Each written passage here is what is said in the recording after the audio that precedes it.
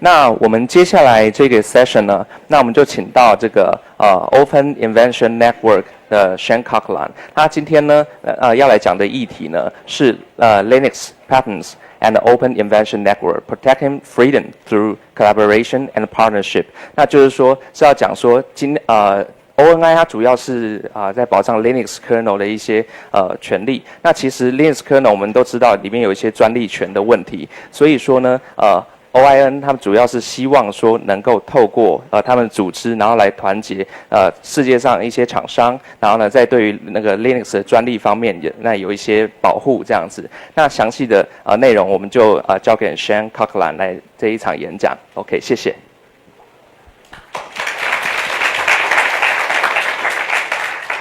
Thank you very much, ladies and gentlemen. Well, as Richard said, my name is Coughlan, and I am a representative of Open Invention Network. I live in Japan, and I work as Open Invention Network's Regional Director Asia. So my responsibilities include Taiwan, South Korea, mainland China, Japan, and other Asian countries. Open Invention Network has been around for many years already, since 2005. And we are here in the open source community for one reason, to help make sure that patents do not affect the growth and the future of open source technology. Our focus is on the Linux system, and this talk will explain how Open Invention Network protects the Linux system by collaborating with the developers and users of Linux-based technology. So, first of all, let's cover the reality of what is happening now, the reality of what we are facing in the Linux world. One reality is that companies have traditionally used copyright, trademarks, and patents to create value. They create it via their products, and they create it indirectly by licensing. That is just a fact of how the technology industry around the world has worked. Another fact is that patent offices around the world have granted software patents as part of this process. Whether you look at, for example, the United States or Japan or mainland China, you will find software patents being granted to companies to allow them to protect their innovation or to allow them to monetize, to make money from their innovation. That is the situation in which we find open source-based technology. Open source technology is maybe the most important way that we can innovate in the post-industrial world. It allows us to create new solutions for all types of technology use in server, mobile, embedded, automotive, space. Everywhere you will find open source technology. It is uniting every industry, every type of developer, every type of company. So open source is huge, and open source exists beside a very large world of copyright, trademarks, and patents. We focus on patents, and patents could either help or be a big problem for open source technology. They could enable or challenge open source. The thing that decides if patents are going to enable or challenge open source is the motive of the person or company who owns a patent. We are existing in a technology world that is open and closed. It's not going to be a world where everything is open source technology. It's not going to be a world where everything will be closed. It's a world where open technology and closed technology must coexist. That is a market reality. Open Invention Network is trying to work with people who believe in open innovation, with people whose motive around investing in Linux is to make sure that we can all collaborate. We try to use that positive motive as a way to make sure that around Linux, patents are not a threat, that patents enable Linux and do not challenge it. So we have a pretty graphic that explains everything. Now this is a pyramid that basically explains the three concepts that Open Invention Network has. We try to enable, to support the Linux community. We try to defend the Linux community. And we try to influence the Linux community and the larger technology community to make sure that the Linux system is not threatened and challenged by patents, to make sure that the Linux system can grow freely. Let me explain that in a little more detail. So one important thing that we do is we go to every company and project that does Linux and we ask them to make a simple promise that if they find Linux useful, if they have Linux products or they are Linux users or their customers use Linux, make a promise that you will not use patents against the Linux system. Now we have defined the Linux system as basically a list of 1,800 software packages that are needed for almost any use of Linux kernel-based technology. These 1,800 software packages are essentially the core operating system technologies that you need for mobile, embedded, server, desktop, and automotive use. We can call it 1,800 software packages that basically anyone doing Linux-based technology, they need most or all of these packages. If they need the packages, we ask them to understand that making a promise not to be aggressive against those packages is a good and necessary step to making sure those packages will be there in the future, that we can all keep working together on Linux. We ask Linux users to promise non-aggression. That's the most important single thing we do. We also go into the general market and we look for patents that could challenge Linux and open source. We buy those patents, we take them out of the market, and we give a free license to everyone who promises not to be aggressive against Linux. Basically, we disarm those patents. We make sure those patents are not available to non-practicing entities, what some people might call trolls. We make sure those patents are safe. We make sure that everyone who promises not to be aggressive on Linux gets an unlimited permanent license. We disarm those patents to make sure Linux is free and safe. That's what we call enabling. It's about, in the background, asking people to promise not to be aggressive. It's about, in the background, trying to make sure that we take dangerous things out of the market so people who aren't involved in Linux have less opportunity to harm Linux. And we try to make sure that technologies like open source patents are licensed to everyone with no charge, just asking for a promise of non-aggression. So in the background, enabling Linux to work without interfering in your programming, without interfering in your business, simply by getting people to work together. Now, defending, this is the exciting part. Because sometimes there are companies or organizations that might not be part of Linux, that might not have any interest in supporting the future of Linux, and they might have patents that could affect Linux. How do we address that? How does Open Invention Network contribute to the community by addressing that? Well, the short answer, which is just one sentence up there, is that we work to neutralize those threats. What that means in practice is we watch very closely where Linux technology is going. We work to understand who might threaten it. And remember, we have a large deterrent against attacking Linux. We have patents. We own patents that can be used to defend Linux. And more importantly, we have a very large community of people who also say that they want Linux to be safe and it's important. That helps deter aggression. That helps prevent aggression even coming into Linux. And from my earlier slide, you might remember I said we buy patents. That also defends Linux.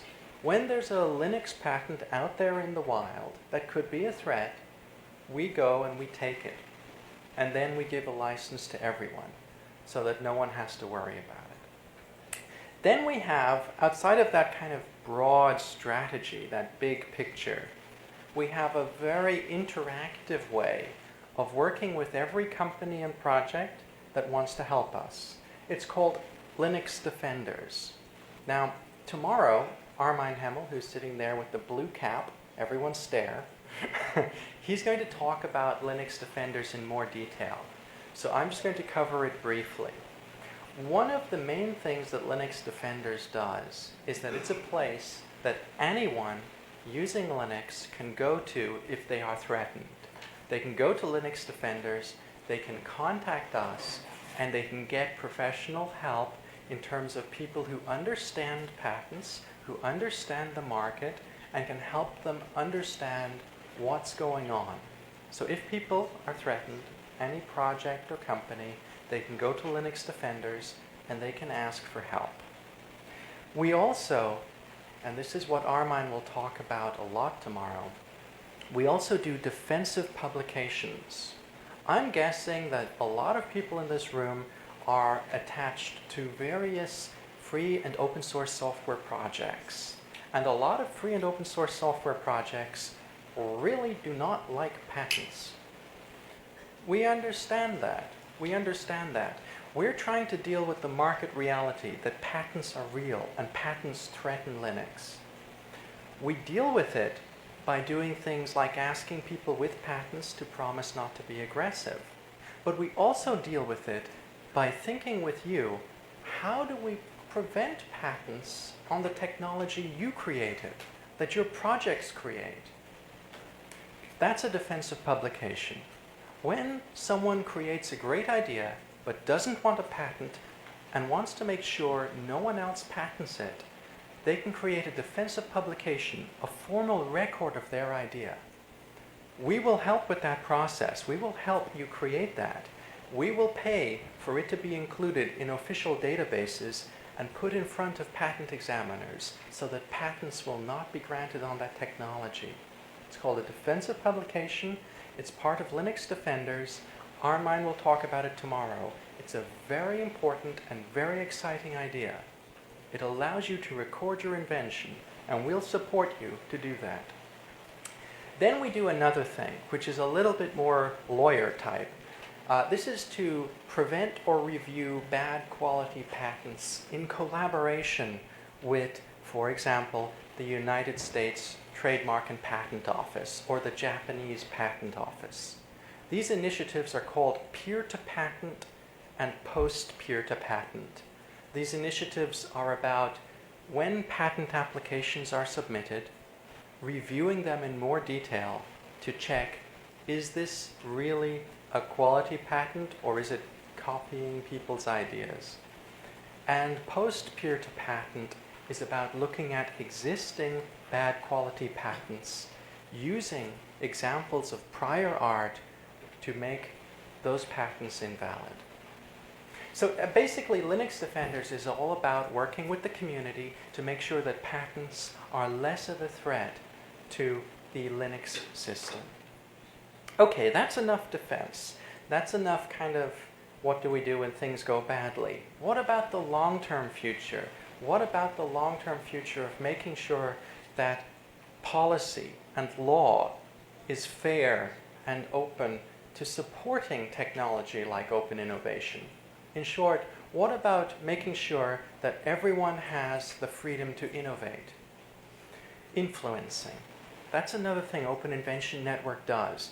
We go around the world to communicate to Linux companies and projects, to policymakers in government, to politicians who make decisions and to media, and to say to them, open source is the most important way that we innovate. The Linux system technologies are used absolutely everywhere, and to a greater and greater percentage. We want to make sure that everyone has the freedom to innovate in the future. So we want to work with you to help you understand what type of approaches are fair to open source, what type of rules, what type of trade agreements, what type of thinking allows open source to be competitive around the world, and to make sure that patents don't challenge open source, that where patents exist, they enable it. So that's how we influence people. We talk to them and we talk to them and we talk to them and we talk to them for many years. For example, I have been talking in Taiwan for 4 or 5 years. I guess Florence knows, many years. I keep annoying her. I'm always back here. I'm always at Academy Sinica. I keep talking. And I won't stop until all of you have pledged non-aggression on the Linux system. Everyone in this room. I'm going to keep coming back because we believe that we need to have this happen. Okay, so we don't just talk with people, we do work with people as well. The kind of looking after the Linux system, that idea, looking after the Linux system, that has got several organizations who work globally to do different things. I told you Open Invention Network is all about the patents. That doesn't mean that other things are left. For example, Linux Foundation helps coordinate global development activity. I believe Munakata-san has already spoken today about the long-term kernel initiative, talking about many companies working together globally to reduce development cost on Linux. That type of thing is what Linux Foundation does, and they do it brilliantly. Software Freedom Law Center, they help with legal counsel. They help with legal support to projects. They do it for free, and they do that everywhere. Then you have companies, projects. You've got all types of different Linux stakeholders that we talk with them. We work with them to understand, we call it trends. Basically, we work with them to understand where is Linux going next. We talk about cloud computing. We talk about virtualizations. We talk about the future of the server, of tablets, of mobile, of desktop. And we try to work with them to protect Linux even before Linux arrives in a new area. This is where we use a lot of management speak. There's basically 3 things that all that translates into. Industry roadmap. That means we try to have a big picture understanding of the entire Linux system and the industry around it. And from that big picture, we try to make sure we protect it. We have partner roadmaps that we follow. In other words, with people who have pledged Linux non-aggression, especially very powerful innovators who are pushing forward technology in areas like web services or cloud or virtualization or just normal servers. People pushing forward, we try to understand exactly where they're pushing to so that we can protect Linux. And we support what we call advanced inventing. Advanced inventing means that because we talk with everyone, because we have contacts around the world, we try to be there before the rest of the market gets there. We try to help make sure that there are defensive publications in place, that if people are patenting, they promise non-aggression on Linux, so that by the time everyone else arrives, that new area is very safe. That means it's important to talk with projects. It means it's important to talk with companies. It means it's even important to talk with, for example, foundations. A quick example I'd like to bring up would be Xorg Foundation that just joined the OIN community, I think it was last week, to know what they're doing next with Xorg and where it's going and how. We're going to work very closely with them on that. We're going to work very closely with them on other things, like, for instance, prior art around graphical windowing systems, so that we can make sure that bad patents don't happen or are stopped around those areas. Yeah, let's pull back a bit and go to the what you really need to know. What you really need to know is that Open Invention Network works to protect Linux. We were founded many years ago by 6 of the very large companies investing in Linux. That's Red Hat, IBM, Sony, NEC, Philips, and Novell. What we do is we ask projects and companies to join a community that promises they won't use patents aggressively against Linux. A simple, simple promise. We're asking everyone who uses the Linux system technology, everyone who has Linux-based products, Linux in their services, Linux in the cloud, everyone who uses Linux anywhere, we're asking them to make a promise of non-aggression. We do not care if they have a patent or not. We just want them to make a promise that if they had a patent, they would not use it aggressively against the Linux system. From that basis, from that agreement, from that community, we work to prevent external threats to Linux. And we can collaborate to make sure that the Linux system is not challenged by patents by doing this. It's free, it's simple, it's easy. Every project and every company using Linux should consider doing this. In fact, they should just do it. We want you to just do it. We want you to be part of this to protect the future of Linux, to work with us to make sure that patents do not become a large threat to Linux, to make sure that we collaborate to ensure that everyone has the freedom to innovate and Linux is always available to any individual, any project, any company, big or small, any part of the world, no restrictions.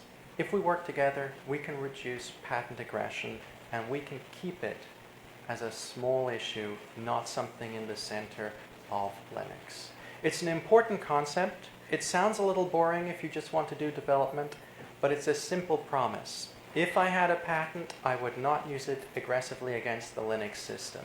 Simple idea, we want you to be part of it.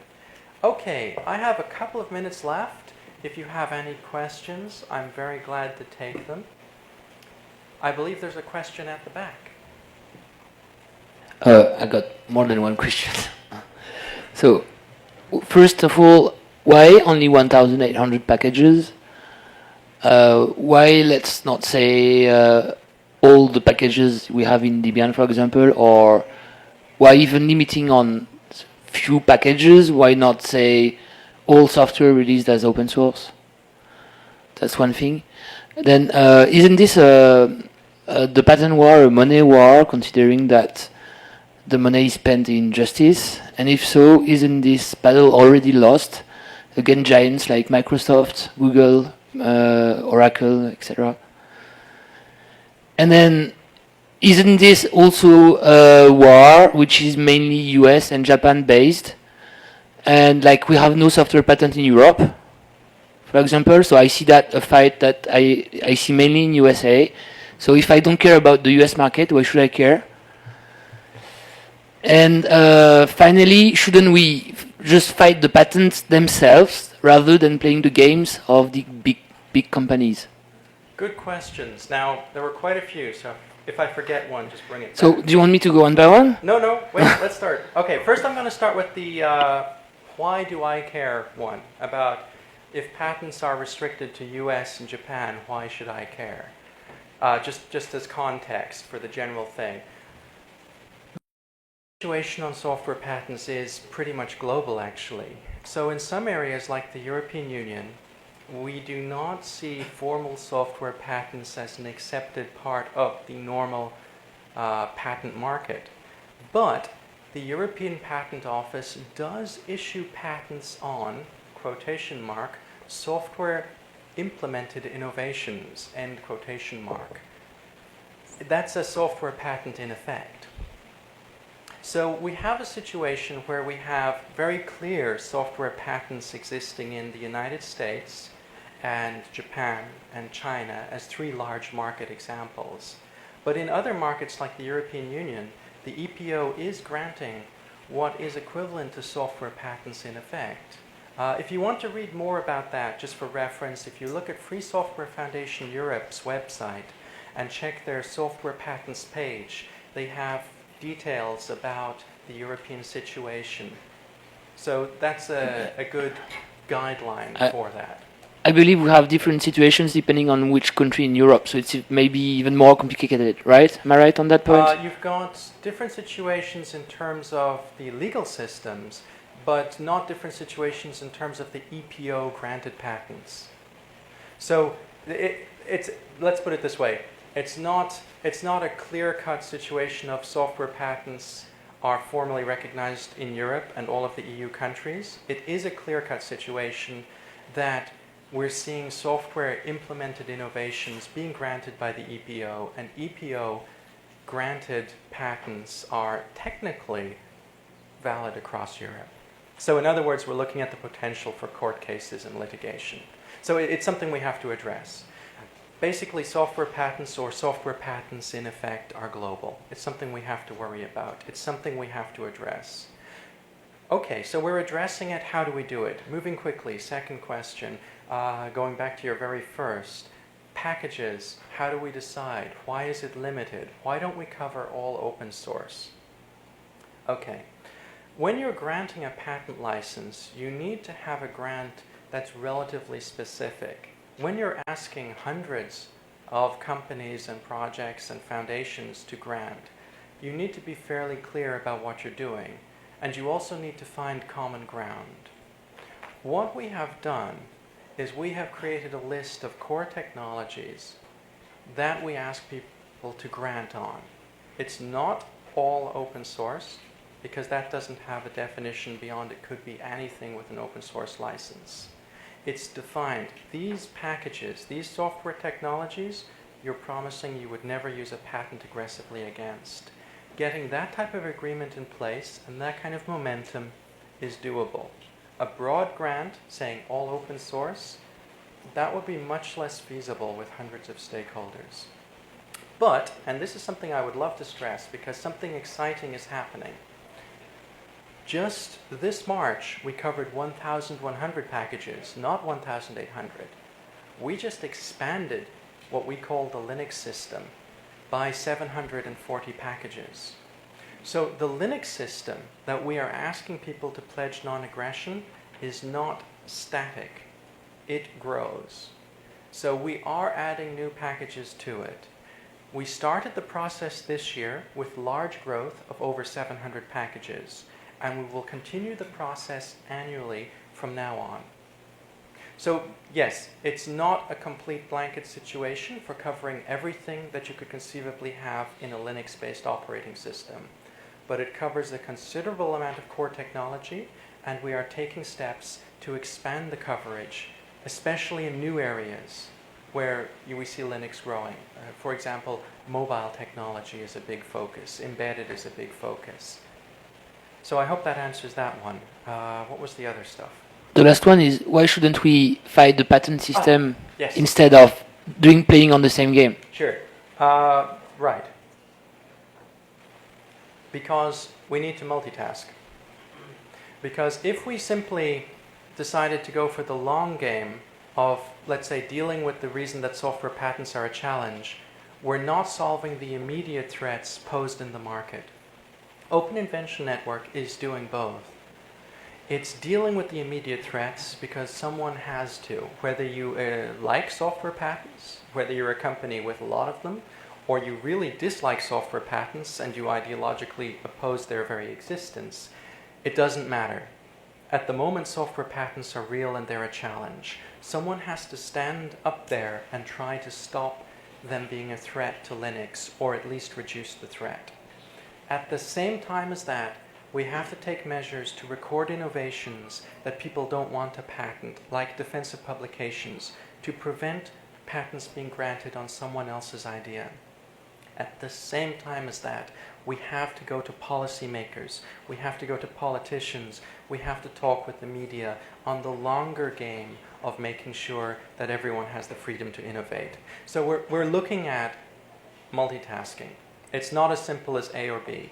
We have to address the current reality and we have to aim for the future simultaneously. A lot of my talk is about the current reality, the challenge, the immediate threats. But the influencing slide, I think, illustrated that we're talking to everyone and we're trying to deal with the long game. And we're doing that in collaboration with the community entities I've referenced earlier. Entities like, for example, Linux Foundation and Software Freedom Law Center. But changing the patent system, that's decades of work, quite frankly. It's a global challenge. So while we're doing that, we also have to deal with the threat. Okay, my time's up. The lady's getting agitated. I have to stop. Thank you very much indeed. Thank you for the excellent questions. Thank you.